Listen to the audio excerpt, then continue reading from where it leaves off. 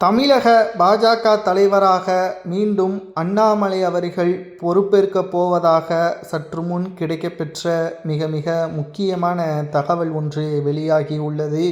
தமிழகத்தில் பாஜகவின் ஒட்டுமொத்த செல்வாக்கும் அண்ணாமலை அவர்கள் பதவியேற்றதற்கு பிறகு தமிழகம் முழுவதும் சிறு சிறு கிராமங்கள் வரை சென்று பாஜகவின் உண்மையான கொள்கைகளும் திமுகவின் ஒட்டுமொத்த பித்தலாட்டங்கள், குறிப்பாக பாஜகவை எப்படி மனநிலையை மாற்றி தமிழக மக்களிடம் கொண்டு சென்றிருக்கிறார்களோ திமுக, அதை ஒட்டுமொத்தமாக தவிடுபொடியாக்கிய தமிழக பாஜக தலைவராக செயல்பட்ட அண்ணாமலை அவர்கள் மீண்டும் பதவியேற்றால் 2026 சட்டசபை தேர்தலில் மிகப்பெரிய ஒரு மாற்றம் பாஜக பெறும் என்ற தகவலை தற்பொழுது பாஜகவின் தொண்டர்கள் உள்துறை அமைச்சர் அமித்ஷா அவர்களுக்கு கடிதங்களை கொடுத்துள்ளனர்.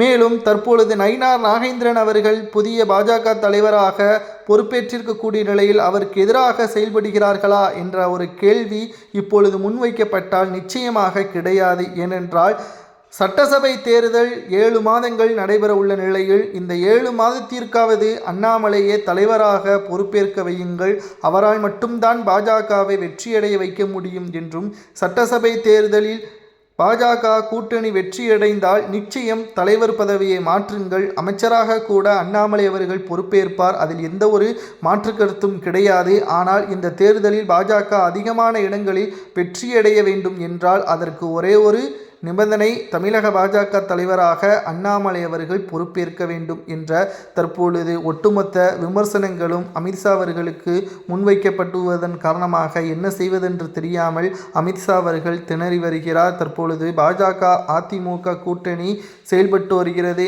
ஆனால் அண்ணாமலை அவர்களது பதவியை மாற்றுவதற்கு காரணமே எடப்பாடி தான் என்பதில் எந்த ஒரு மாற்று கருத்தும் கிடையாது.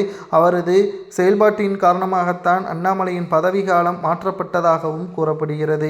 மேலும் 2026 சட்டசபை தேர்தலில் அண்ணாமலை அவர்கள் தலைவராக பாஜகவில் செயல்பட்டால் புதிய மாற்றங்களும் தமிழக அரசியலில் பாஜக அதிக எண்ணிக்கையில் வரலாற்று சாதனை வெற்றியை பெறும் என்ற தகவலையும் தற்பொழுது பாஜகவின் நிர்வாகிகள் உள்துறை அமைச்சர் அமித்ஷா அவர்களிடம் தெரிவித்தது சரியா தவறா என்பதை உங்களது கருத்துக்களை மறக்காம கமெண்ட் வாயிலாக கூறுங்கள்.